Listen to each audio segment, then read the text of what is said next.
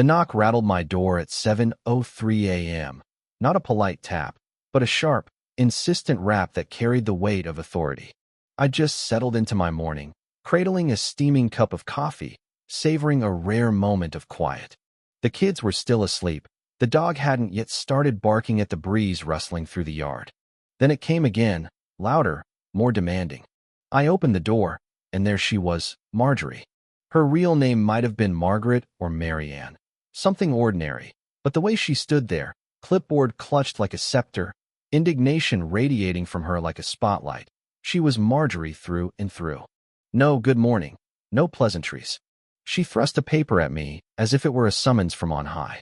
You're in violation of Section 8B of the HOA agreement. This is your formal notice and first fine, $500. I took the sheet, bleary-eyed, and scanned it. Violation, unauthorized vehicle parking. Offense, commercial vehicle in a residential zone. I blinked, then looked up at her pinched, triumphant face. You're fining me for parking my truck in my own driveway. I asked, incredulous. It's not just a truck, she replied with a sniff. It's clearly a work vehicle. It disrupts the neighborhood's aesthetic. Let me be clear. This wasn't some beat-up jalopy or a garish rig with flames painted on the sides. It was a silver Chevy Silverado, spotless, no logos, no tools strapped to it. Just a regular, reliable truck that hadn't even left a speck of oil on the pavement. But Marjorie wasn't interested in reason. It's commercial, she snapped. You can appeal at the monthly HOA meeting, but I wouldn't hold my breath. With that, she spun on her sensible loafers and marched off, as if she'd just handed down a sacred edict. I stood there, fine in hand, wondering if I'd dreamed the whole thing. I hadn't. This was real. Marjorie had fired the opening salvo, and it had hit me square in the bank account. She wasn't just the HOA president. She was the self-appointed dictator of our little cul-de-sac. She didn't merely enforce rules. She invented them, twisted them, and wielded them with a velvet-gloved tyranny. She'd once fined a neighbor $75 for a politically insensitive scarecrow at Halloween. Another got a citation for an unapproved shade of garden gnome. No one was safe. People muttered about resisting, but no one dared. The HOA board, a pack of spineless lackeys we dubbed the Yes Sir crew, never challenged her. I went back inside and set the fine on the kitchen counter. My wife, Emily, spotted it and raised an eyebrow. Let me guess, she said. Marjorie. I nodded. She rolled her eyes. You going to the board meeting? No, I said, a slow grin creeping across my face. I've got a better plan. What Marjorie didn't know, what no one in the neighborhood knew, was that 2 months earlier, I'd been elected mayor of our small town. It was a low-key race, barely a blip beyond city limits. I hadn't mentioned it to the neighbors because I liked keeping things simple. No politics, just mowing the lawn and coaching my kids' baseball team. But Marjorie had crossed a line, and this bear she'd poked had a town hall at his back. I wasn't about to flaunt my title, though. That wasn't the play. Marjorie needed to go, but she'd fall from her own pedestal, oblivious to the trap closing around her. I kept up the routine, mowing the lawn every Wednesday, waving to neighbors, walking the dog with coffee in one hand and a waste bag in the other. Behind the scenes, though, I started digging. Marjorie had ruled the HOA for 5 years, rewriting bylaws to extend her reign, rigging voting rules to favor her cronies, and fostering a climate of fear. But I knew that tugging the right thread could unravel her whole tapestry of control. I began with the HOA's public records, budgets, votes, amendments. The numbers didn't add up. Annual budgets were off, landscaping costs ballooned 5 times higher than the actual vendor's invoices, and duplicate charges popped up for things like sprinkler fixes. It was clumsy, brazen fraud. The real prize, though, was the election logs, or lack thereof. Marjorie hadn't held a legitimate board election in over 3 years. She'd just reappointed her allies, citing a clause that no challengers had stepped forward. Except that clause wasn't valid under the HOA's original charter filed with the county. She'd rewritten that, too, without a proper vote. I could have turned her in right then, but I held off. Timing was everything. Meanwhile, Marjorie escalated. A second notice arrived, this time with a $50 processing fee, followed by a sanctimonious flyer in my mailbox. Community standards matter. It featured a stock photo of a beaming family beside a sedan, not a truck. That week, she banned visible basketball hoops and posted a sign. Vehicles must be sedans or SUVs. No exceptions. Neighbors started grumbling louder. Some vented to me, unaware I was already working the case. Tom, from 3 houses down, got fined for leaving his garage open too long. Mrs. Carter, an elderly widow, received a warning because her granddaughter's chalk drawings were too vibrant and distracting to drivers. I listened, nodded, took notes, and kept my mayoral role under wraps.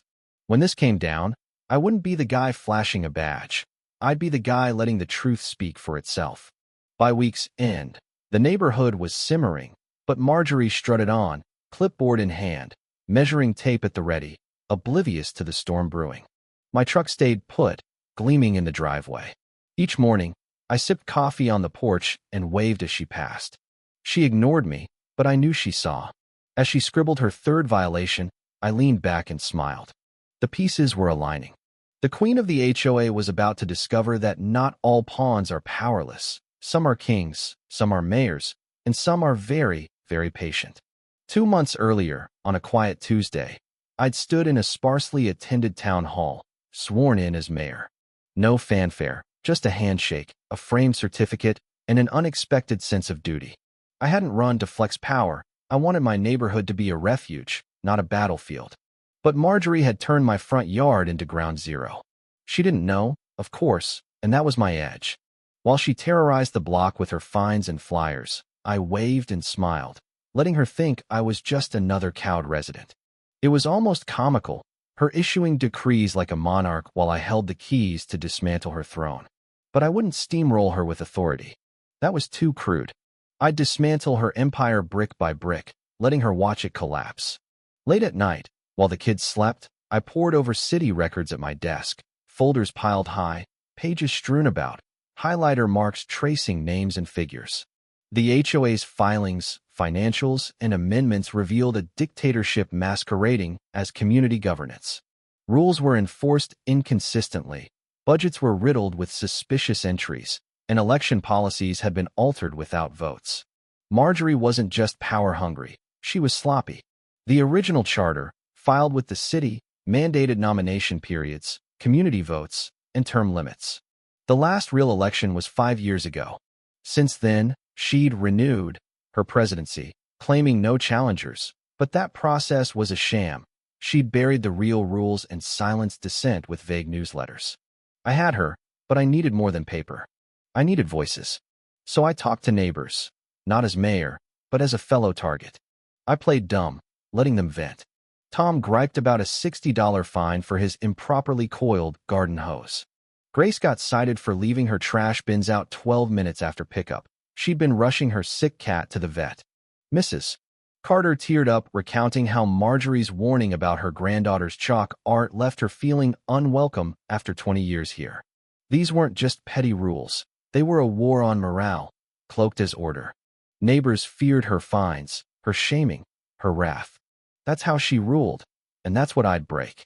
My investigation grew. HOA funds marked for maintenance suspiciously flowed to a company owned by Marjorie's nephew, who also delivered those no trucks signs days before my fine. It wasn't just corruption, it was personal. I filed an anonymous tip with the City Housing Board, testing their response without my title. Within days, an auditor was assigned to review the HOA's structure and finances. Marjorie, clueless, kept tightening her grip, banning overly bright solar garden lights, mandating approved mailbox colors, citing someone for excessive house numbers. Her appetite for control only fueled the neighbor's anger, but she thought herself untouchable. I let her climb higher on her shaky tower, waiting for the perfect moment to topple it. I started attending HOA meetings, not to fight, but to watch. Marjorie glared at my truck's defiance, but said nothing. At one meeting, I asked, "When's the next board election?" The room stilled. She stammered, "It'll be in the next newsletter." It never was. That sealed it. I drafted a full audit request, altered bylaws, cooked budgets, resident letters, a timeline of her abuses, and submitted it as mayor through city channels. She'd hung herself with her own rope. But she'd ruled unchallenged for years. People like her don't fade quietly. A storm was brewing, and I was ready. It started with an unmarked envelope in the HOA mailbox. Formal complaint, misconduct and structural violations, Pinewood HOA. Marjorie dismissed it at first, but when a board member handed it to her at a meeting, her smugness faltered. It was a meticulous takedown. Her infractions, backed by 10 anonymous resident accounts. Unfair fines, rigged elections, shady finances. She sat, flipping pages, as her cronies fidgeted. The game was on. Within a week, the city launched a quiet audit, methodical, relentless. They traced receipts, contacted vendors, followed the money. I stayed low-key, truck still parked, waving as Marjorie passed. Her wave stopped. She knew something was up, but not from whom. She doubled down, issuing daily edicts. No unseasonal flags, trash bins behind fences, garden borders capped at 6 inches. Fines rained down. It wasn't strength, it was panic. She called an emergency meeting, demanding attendance. I sat mid-row, watching. She claimed the HOA was fine, audits routine, rumors exaggerated. Her voice cracked, the room stirred. Neighbors asked hard questions about missing funds, skipped elections, uneven rules. She dodged, then pointed at me, blaming outside agitators. I smiled. The tide was turning. People realized they didn't have to cower. Stories spread. Marjorie forcing a family to ditch a swing set for visual flow, making a single mom repaint her door thrice in 2 months. Neighbors whispered, then organized, private chats, coffee shop meetups. I called a secret meeting at the community center. 30 showed up with fines, photos, tales of harassment. I asked, what if we took the HOA back? Silence, then belief. The charter allowed emergency re-elections with enough signatures. Marjorie had buried it, but it held. Every hand rose to sign. In 3 days, we had the numbers. Then the auditors struck. A public letter announced a formal review of HOA mismanagement. Marjorie's next meeting flopped. Empty chairs, her confidence gone. She emailed rants, accusing troublemakers. It was over. The petition, notarized, triggered a mandatory vote within 30 days. She campaigned frantically, newsletters, door-to-door pleas about chaos, without her. No one bought it. They were done. The town hall vote packed the Pinewood Community Center. Marjorie stood, clipboard in hand, floral blazer fraying at the edges. City official Doris ran the show. Tonight, we decide if the board stays or goes. Marjorie framed it as a smear. No one clapped. Public comment unleashed years of grievances. Tom's hose fine, Grace's bins, my truck. I stood, folder in hand. I'm Ryan. My truck fine led me to uncover a manipulated system. Fake elections, funneled funds, biased rules. The city's seen the proof. Then, the twist. 2 months ago, I became mayor. The room gasped. Marjorie erupted, harassment. But Doris silenced her. The vote, 79-3 to dissolve. Cheers erupted. Her reign ended. After, Pinewood breathed again. Lemonade stands, chalk art, no fines. Interim manager Allen scrapped absurd rules. Refunds rolled out. Marjorie fled to a trailer park. No HOA, just flamingos. She tried starting a council there. They laughed her off. We held fair elections, rewrote the charter, term limits, votes, transparency. I hosted a barbecue, grill smoke, kids playing, neighbors laughing. My truck stayed, a quiet symbol. Emily teased, should have run for HOA. I grinned. I'm good being the truck guy. Peace settled in. No more fear, just home. All it took was a truck, a tyrant, and a neighborhood that fought back.